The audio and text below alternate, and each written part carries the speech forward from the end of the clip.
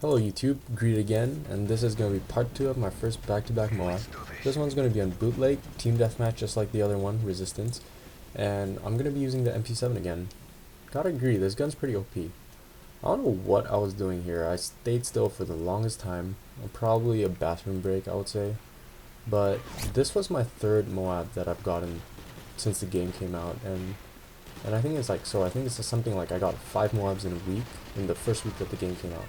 And you can imagine the excitement I had when I got 2 MOABs in a row. I was pretty psyched. Like, 1 MOAB I think is pretty challenging, but 2 in a row, like, I was pretty happy. Anyway, time for introductions. I'm Greet, and I'm a student at UC Berkeley. I used to play COD 4 competitively in high school, and at a point I was pro. I was paid a salary to play the game, and I had a lot of fun. It was my first job, and it's a pretty cool first job. I mean, like, how many people can say that they were a pro gamer for their first job? I played Cal and Sivo for COD 4. It was fun. It's a lot different feeling playing now than back then. I'm playing for fun now, like, no more competitive, and I miss it. I know there's still a competitive scene for COD 4, but I'm pretty sure it's only big in the Europe and not the US. Too much latency for me. Anyway, tried playing S&D for Modern Warfare 3, and it's just not the same as COD 4. I remember Crash, Crossfire, Vacant, and Strike. Those 4 maps were my favorite maps, and none of the maps in Modern Warfare 3 replicate the feeling I had when I was playing those maps in COD 4. Those maps I think are one of the best maps in FPS history. Probably those maps and, let's say, Dust, Dust 2, Inferno, Train, Nuke. I don't really like Train, but I think those CS maps and those 4 COD 4 maps I mentioned were pretty good. So enough with the introductions. Time to give you guys some tips and tricks. I'll let you know what's going on in my head when I play and how I play. The first tip is to pre-aim. Pre-aiming is when you aim down your sights right before a corner, or when you suspect that there might be someone coming down a corner. This is what gets me called a hacker almost every game that I dominate, because in all the kill cams, it looks like I'm aiming right before the noob walks through the corner. But actually, I'm only suspecting that it's going to go around the corner, so I save myself the milliseconds I waste by aiming down the sights by pre-aiming. And this will help you guys a lot. I mean, you will win most of the gunfights if you pre-aim. So I can't stress how important pre-aiming is. Second tip I'm gonna give you guys is to move when you're in a gunfight. Strafe when you're shooting somebody, go prone, jump, or do whatever. Just move. Like, if you're staying still, you're just gonna get raped by whoever.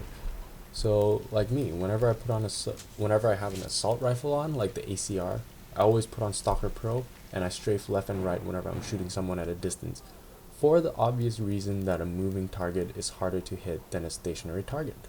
You will 99% of the time mess up the opponent's aim. The third tip is that when you go up close and personal with the enemy, you have to do something. Like, you absolutely have to strafe jump or go prone. Strafe jumping is when you sprint right before you jump to the side, or alternatively, you can go prone if you have no space or time to strafe jump. Going prone might be slightly tricky on the PS3 or Xbox, but I think it is definitely worth it. Like me, I've changed my button layout to tactical on the PS3. Tactical layout is when they swap the melee button and the crouch button so you can hold down the right analog stick to go prone. Going prone makes you a smaller target, and a smaller target is harder to hit, obviously. This also might help you console players a lot more, because since it's harder to go prone on console, not many people do it, so the noobs would have less experience shooting prone people. Abuse it for sure. It would definitely save your ass a lot more than just standing there and shooting. The fourth and final tip I'm going to give you guys is positioning. And I can't stress how important this last tip is. This is probably the most important tip I will ever give you. Know your surroundings and use cover when you move. This might seem pretty obvious now that I told you, but most players forget about it when you're playing. When you move around the map, you want to either wall hug or move in a way so that you have the ability to easily take cover and then take out the guy who's shooting you. You always want to have at most 2 places the enemy can shoot you from. Like on this map, in the middle, right below the stairs just now, you can get shot from 4 different surroundings. You do not want to be in that position for a long time.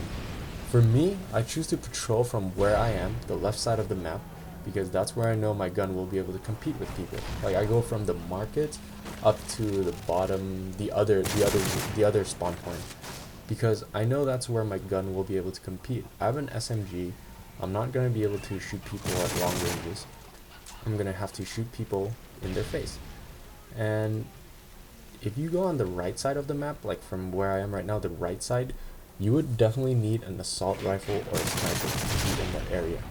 And in my opinion, you should just avoid that area completely, because there's too much cover for the enemies, and chances are you're going to get picked off by a sniper camping near the concrete bricks. In the previous video, I also said that you should just avoid your teammates, which is what I'm doing right here, and check the minimap often.